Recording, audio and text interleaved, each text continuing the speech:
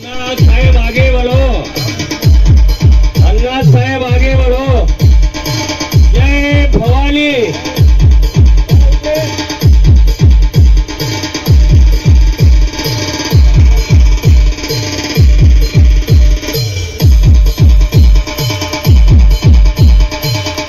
विचार करू शकतो तुम्ही सारे जणांनी खूप मदत केली, खूप प्रयत्न केले आणि साऱ्यांनी मला निवडून आणलं, याबद्दल खरं तर मी तुमचा आयुष्यभर ऋणात राहणार आहे। तुमचे मी आभार मानत नाही। आभार याच्यासाठी मानत नाही, आभार मानले की संबंध कमी होऊन जातात, पण ऋणात राहिले तर माणसाला सातत्याने ते ऋण फेडण्याची प्रेरणा भेटत राहते, इच्छा होत राहते आणि ते ऋण मला फेडत असताना मी विकासामध्ये कुठेही कमी पडणार नाही या ठिकाणी नंबर पडणे विचार दिले। आपला पक्ष हा विचारात चालणारा पक्ष, हिंदू हृदय सम्राट सरसेनापती बाळासाहेब ठाकरे यांचा विचार घेऊन 80% समाजकारण आणि 20% राजकारण ही भावना मनामध्ये ठेवून सातत्याने काम करणारे दिघे साहेब, त्या दिघे साहेबांचा आशीर्वाद घेऊन आदरणीय एकनाथराव शिंदे साहेबांनी ही शिवसेना पुन्हा जिवंत केली। जी दावणीला बांधली होती काँग्रेसच्या, जी दावणीला बांधली जात होती राष्ट्रवादीच्या, ज्या विचाराने शिवसेनेची स्थापना झाली, हा विचार बाजूला पडला होता। हिंदुत्वाचा विचार, सर्वसामान्य माणसाला न्याय देण्याचा विचार, संघर्षातून उभी राहिलेली शिवसेना ही बाजूला पडायला लागली होती आणि त्यावेळेला जाणवायचं आम्हाला, आम्ही मंत्रालयात फिरायचो तर आमच्याकडे दुर्लक्ष होत होतं, आमदारांना भेटी दिल्या जात नव्हत्या, आमदारांचे कामं होत नव्हते, बाकीच्या 2 पक्षवाल्यांचे कामं बरोबर व्हायचे। मग त्यानंतर जाणवलं की आपण कुठेतरी आपलं अस्तित्व दाखवलं तरच टिकू आणि हा नेतृत्वाचा झेंडा घेतला आदरणीय एकनाथराव शिंदे साहेबांनी स्वतःच्या हातामध्ये। शिंदे साहेबांनी झेंडा घेतला, नेतृत्व केलं आणि 2.5 वर्षामध्ये जगाला दाखवून दिलं की महाराष्ट्राचा मुख्यमंत्री हा सर्वसामान्य कुटुंबात आल्यानंतर कशी महाराष्ट्राची प्रगती होती। जनतेने मला निवडलं, शिवसेना, भाजप, राष्ट्रवादी, अजितदादा गट आणि RPI आठवले साहेब या साऱ्यांच्या पदाधिकाऱ्याने मनापासून माझं काम केलं। जनतेने मला आशीर्वाद दिला, जनता तालुक्याची मोठ्या प्रमाणात माझ्या पाठीशी उभी राहिली, त्यांच्या आशीर्वादाने मी निवडून आलो। मी प्रत्येक गावात जाऊन प्रत्येक गावाच्या अन्यायांनी मदत केली, त्यांना आभार मानण्यासाठी प्रत्येक गावात गेलो, त्यांचे आशीर्वाद घेण्यासाठी प्रत्येक गावात जात असताना कुठे कोणत्या गावाला उशीर होत होता, कधी लवकर जाणं होत होतं, काही लोकांच्या पर्सनल कामामुळे त्यांच्या माझ्या भेटी झाल्या नव्हत्या।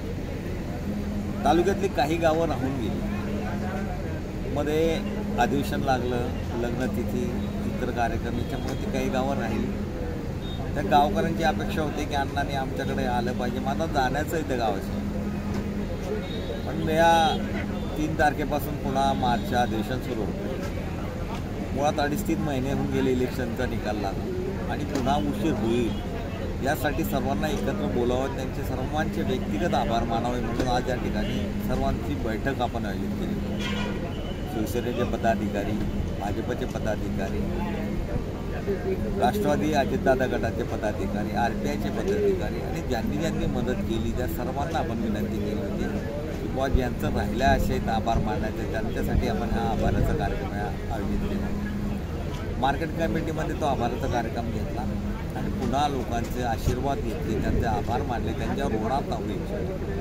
महायुतीचा उमेदवार म्हणून आदरणीय एकनाथराव शिंदे साहेबांनी मला तिकीट दिलं, आदरणीय देवेंद्रजी फडणवीस साहेब, आदरणीय अजितदादा, आदरणीय गुलाबरावजी पाटील, आदरणीय गिरीशभाऊ महाजन, आदरणीय लक्षाताई खडके, आदरणीय अनिलदादा पाटील आणि आदरणीय लता सोनवणे या साऱ्यांनी माझ्या पाठीमागे उभे राहिले। मी इलेक्शनमध्ये साऱ्यांनीच मदत केली।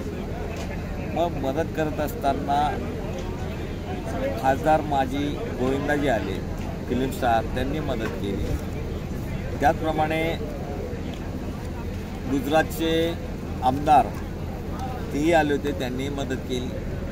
बन्सीलालजी म्हणून खासदार माजी मध्य प्रदेशचे ते आले, त्यांनी मदत केली। या साऱ्यांची मदत, ताराचंद राठोड जे मध्य प्रदेशचे, त्यांनी या साऱ्यांची अगदी बारीक बारीक कार्यकर्त्यापासून तर मोठ्यापर्यंत सर्वांनी आशीर्वाद दिले आणि या सर्वांच्या आशीर्वादामुळेच मी निवडून आलो व त्या लोकांचे आभार मानण्यासाठी, त्यांच्या ऋणात राहण्यासाठी हे आयोजन आम्ही या ठिकाणी केलं होतं। काही गावं राहिले, त्या गावांना भेट देण्याचा माझा प्रयत्न राहीलच।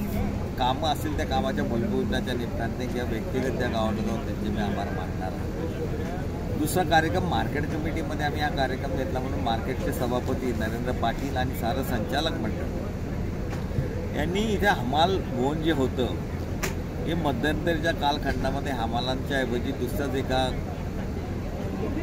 कंपनीकडे दिलं गेलं. ते त्यांनी खालून करून घेतलं आणि हमाल बांधवांना बसण्यासाठी जेवणासाठी किंवा दुपारी थकवा आला तर एक अर्धा तासाची विश्रांतीसाठी हमाल भुवनाचं निर्मिती त्या ठिकाणी जुनीच होती.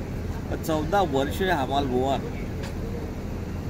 सुतगिरणीच्या ताब्यात, सुतगिरणीकडनं सभापतींनी खाली करून घेतलं आणि आज त्या हमालांना त्यांच्या हातात वर्ग करण्यात आलं.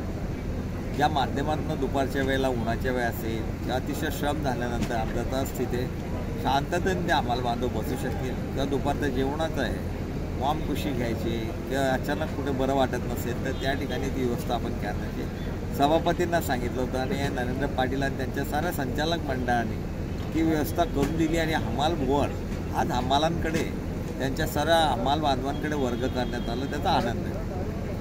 पहिल्या